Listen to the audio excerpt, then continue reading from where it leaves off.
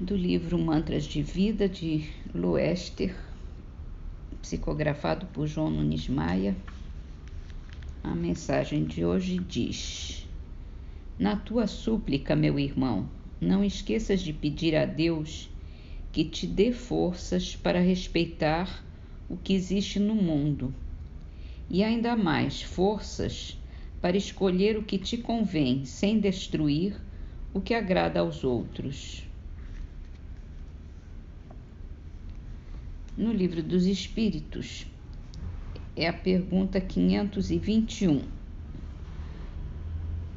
Certos espíritos podem auxiliar o progresso das artes, protegendo os que às artes se dedicam, aqueles que se dedicam às artes, Há espíritos protetores especiais e que assistem os que os invocam, quando dignos dessa assistência.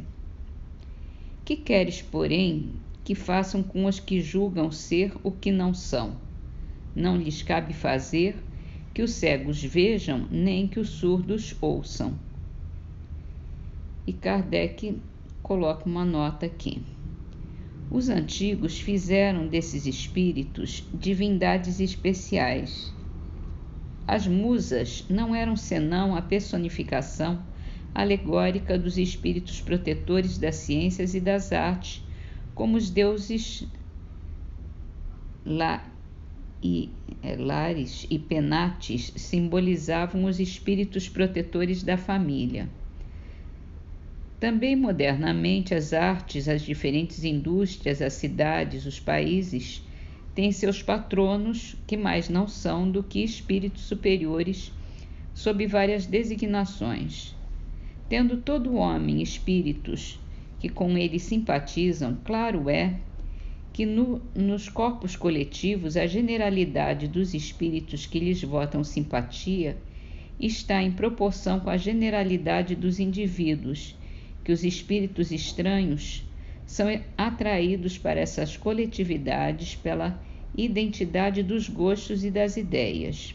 Em suma, que esses agregados de pessoas, tanto quanto os indivíduos, são mais ou menos bem assistidos e influenciados, de acordo com a natureza dos sentimentos dominantes entre os elementos que os compõem.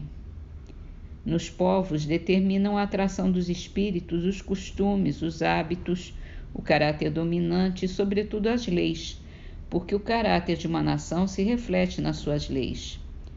Fazendo reinar em seu seio a justiça, os homens combatem a influência dos maus espíritos.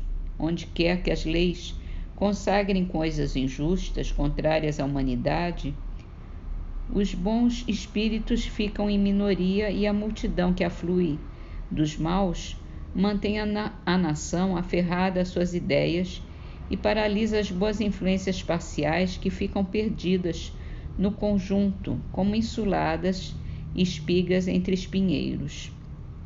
Estudando-se os costumes dos povos ou de qualquer reunião de homens, facilmente se forma ideia da população oculta que se lhes imiscui no modo de pensar e nos atos.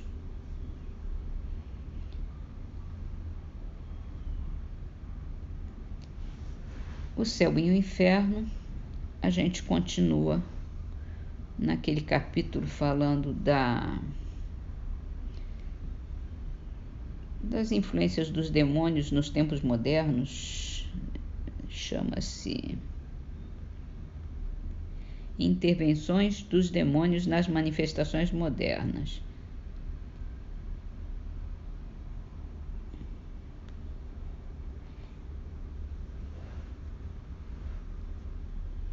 Começa com uma transcrição, uma citação. Quais são os agentes secretos desses fenômenos e os verdadeiros atores dessas cenas inexplicáveis? Os anjos não aceitariam esses papéis indignos e não se prestariam a todos os caprichos de uma vã curiosidade.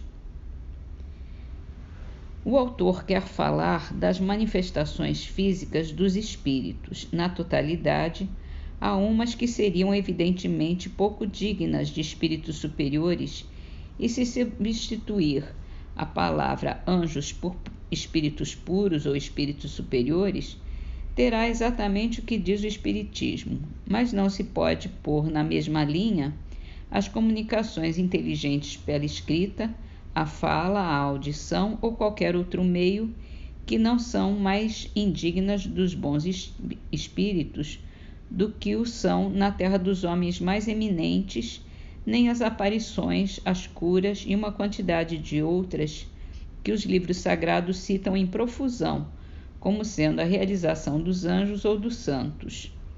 Se então os anjos e os santos produziram outrora fenômenos semelhantes, por que não os produziriam hoje? Porque os mesmos feitos seriam hoje obra do demônio nas mãos de certas pessoas, ao passo que são considerados milagres santos em outras. Sustentar semelhante tese é abdicar de toda a lógica. O autor da Pastoral está errado quando diz que esses fenômenos são inexplicáveis. Ao contrário, eles são hoje perfeitamente explicados e é por isso que não são mais vistos como maravilhosos e sobrenaturais. E ainda que não o fossem, não seria mais lógico atribuí-los ao diabo do que era outrora dar-lhe a honra de todos os efeitos naturais que não se compreendiam.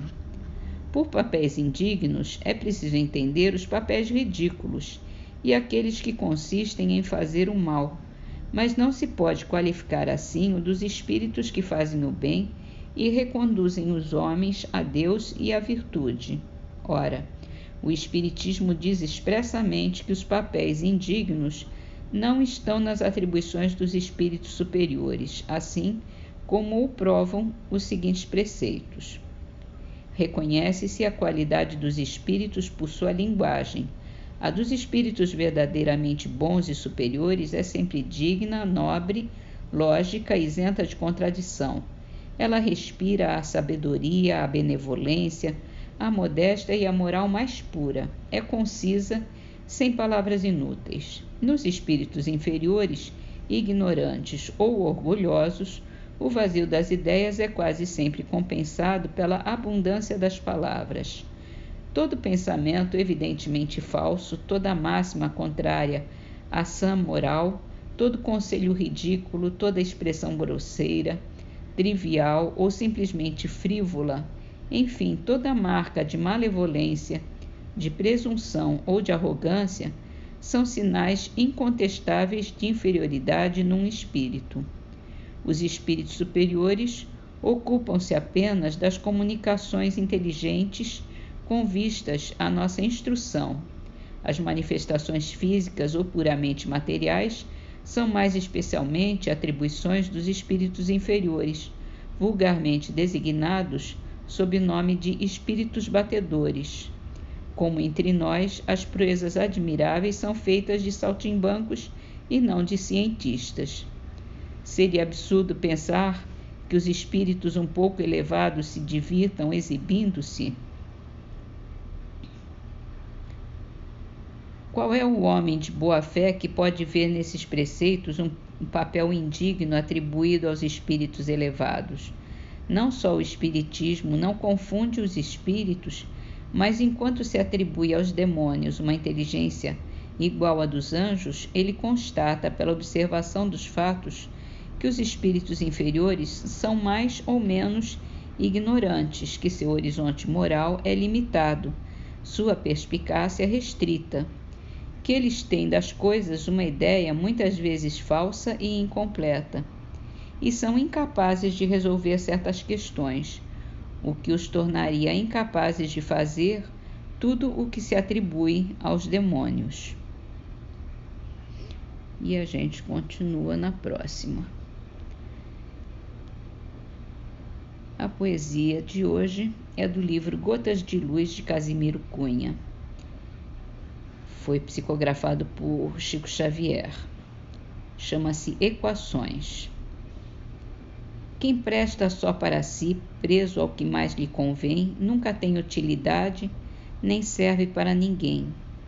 Ser sincero, sem rudeza, calmo, simples, ponderado. Quem vive enganando os outros caminha sempre enganado. Colabore sem perguntas, com carinho diligente. Auxilia 2 vezes quem ajuda prontamente.